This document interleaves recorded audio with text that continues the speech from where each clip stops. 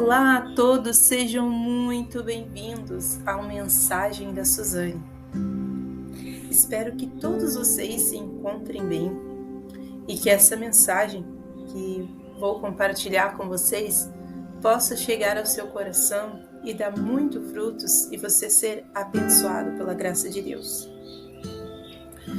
Hoje vamos conversar sobre a dúvida, as incertezas que muitas vezes surgem diante da nossa caminhada, da nossa vida.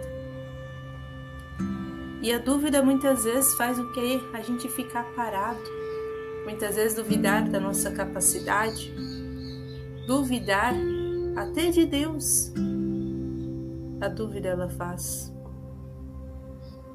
Meu amigo, minha amiga, se você está passando por alguma situação que talvez pareça impossível, muitas vezes tem coisas que parecem impossível para nós, mas não para Deus.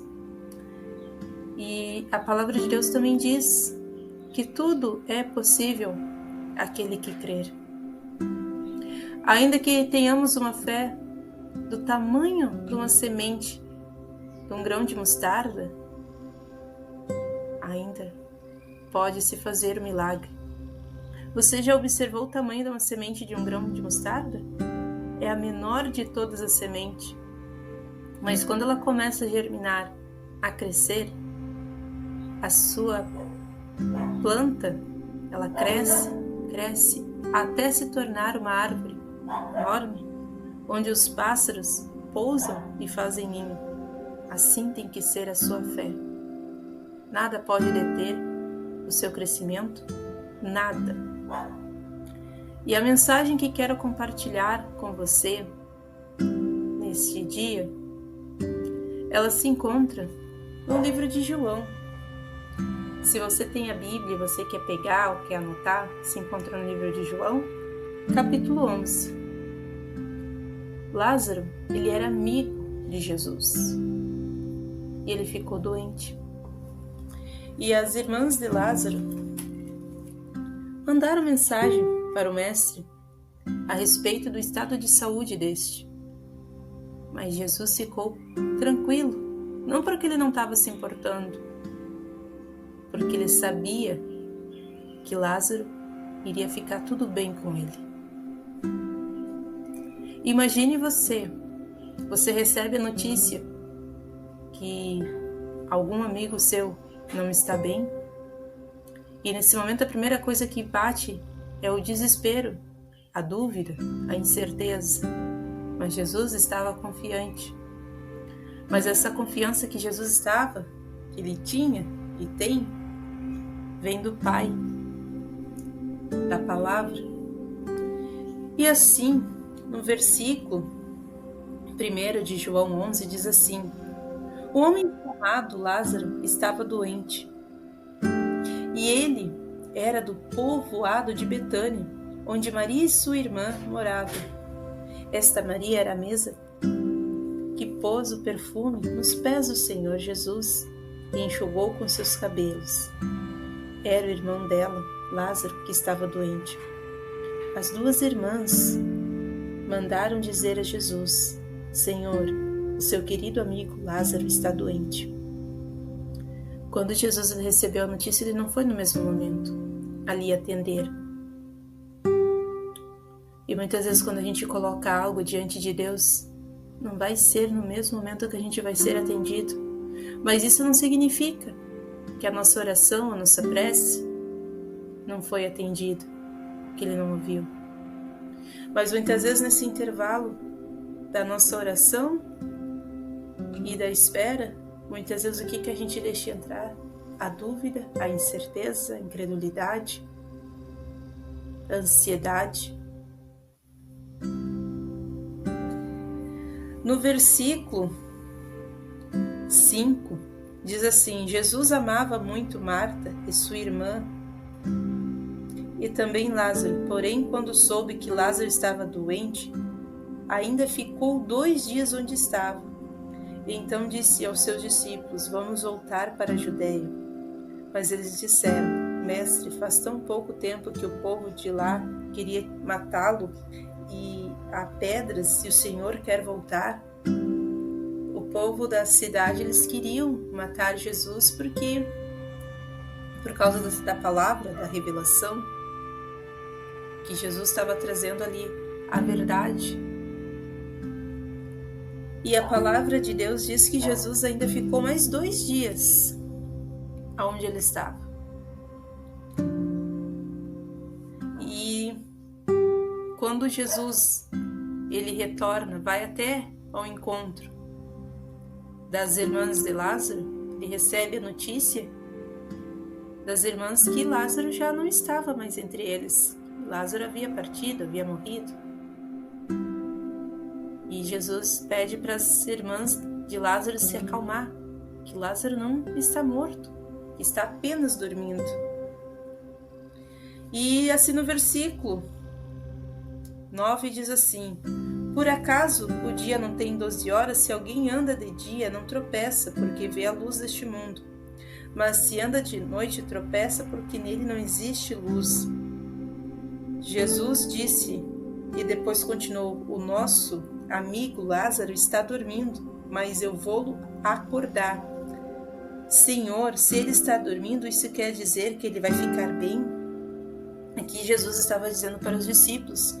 Mas quando Jesus ele entra já na cidade, começa a ver todo mundo ali dizendo: mas esse não era aquele que era amigo de Lázaro e só vem depois quando estão fazendo a cerimônia para a despedida de Lázaro? Tá todo mundo ali chorando. E no início desse capítulo, se você observar, a Marta e a Maria eram as mesmas que estavam ali derramando o vaso de unguento nos pés do Senhor. É a mesma. E depois elas deixaram aquela aflição entrarem no coração. E assim diz no versículo 28 do mesmo capítulo: Depois de dizer isso, Marta foi e chamou a sua irmã e lhe disse em particular: o mestre chegou, está chamando você. Quando Maria ouviu isso, levantou-se depressa, foi encontrar-se com Jesus, pois ele não tinha chegado ao povoado, mas ainda estava no lugar onde Marta o havia encontrado. As pessoas que estavam na casa com Maria, consolando-a, viram que ela se levantou e saiu depressa. Então foram atrás dela, pois pensavam que ela ia ao túmulo para chorar. No versículo 33, Jesus viu Maria chorando e viu as pessoas que estavam com ela chorando também. Então ficou muito comovido e aflito, perguntou: onde foi que vocês o sepultaram? Venham ver, Senhor, respondeu. Vejam como ele amava as pessoas, meio que zombando de Jesus. Ele curou cegos. Será que ele não podia ter feito alguma coisa para Lázaro não morresse? Jesus ficou outra vez muito comovido. Ele foi até o túmulo, que era uma gruta com pedra colocada na entrada. No versículo 39, olha o que Jesus ele diz para a irmã de Lázaro. E ordenou: tire a pedra. A Marta questionou, fez ali, indagou: Senhor, ele está cheirando mal, pois já faz 4 dias que ele foi sepultado. Que Jesus ele soube da notícia, ficou mais 2 dias bem tranquilo, não porque ele estava tranquilo como se não estivesse se importando, porque ele sabia que estava sobre os cuidados, que tudo estava no controle do Pai. Essa era a confiança de Jesus. E a Marta era a mesma aquela que estava, torna a falar, que tinha derramado o vaso de unguento nos pés do Senhor, e estava se derramando, dizendo que confiava, estava ali na adoração. E depois, no momento da aflição, ela se desespera, que é algo humano. Mas no versículo 38, Jesus ele ordena que tire a pedra. Essa pedra que nós temos que tirar, que Jesus ele nos diz nesse dia, para a gente tirar, É a pedra que tem nos impedido de ver o nosso milagre, que tem nos impedido de receber verdadeiramente a palavra, aquilo que a gente tem colocado diante de Deus. Qual é a pedra que muitas vezes está no nosso caminho, que está no seu caminho? Essa pedra chamada incredulidade, dúvida. Talvez seja algo no seu casamento, que talvez que você duvide sobre a restauração, na sua saúde, na sua vida financeira. Eu não sei qual é a área. Essa pedra que Jesus está te pedindo, não é apenas pedindo, Ele está ordenando para que você e eu venhamos a tirar. E aqui diz no versículo,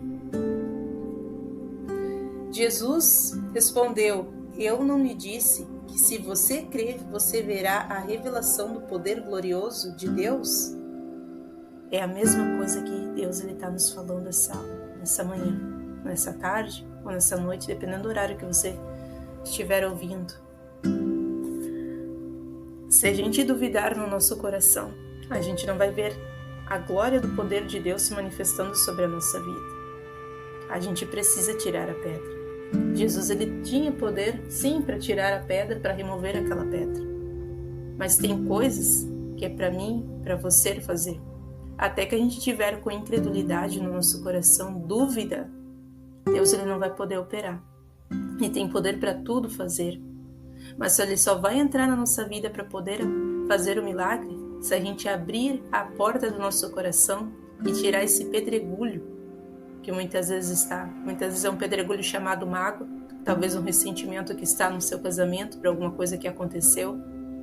Mas até o presente momento que tiver isso, a gente não vai ver o agir de Deus na nossa vida. A gente vai orar, é como se o céu tivesse em bronze. E no versículo 41, então tiraram a pedra. Jesus olhou para o céu e disse, Pai, eu te agradeço porque me ouviste. Eu sei que sempre me ouves, mas estou dizendo isso por causa de toda essa gente que está aqui, para que eles creiam que tu me enviaste. Quando tiraram ali a pedra, removeram, Jesus ele não olhou para o que havia dentro ali do sepulcro. Ele olhou para os céus. É assim, do mesmo modo, você não deve ficar olhando para essa situação, contemplando essa situação e falando do problema, remoendo coisas, mas sim olhar para o céu, de onde vem o seu socorro. Então, recapitulando, a gente deve tirar a nossa pedra, remover aquilo que nos impede de ver a glória de Deus. Depois que a gente se consertou, olhar para o céu, de onde que vem o nosso socorro, não ficar olhando para o problema. Nosso socorro vem do alto. Que Deus ele nos responde. Amém? Que essa palavra possa ficar no seu coração, meu amigo, minha amiga, e gerar bênção para você, para toda a sua casa, para a sua família. E fica o meu forte abraço e fiquem todos na paz de Deus. Até a próxima. Tchau!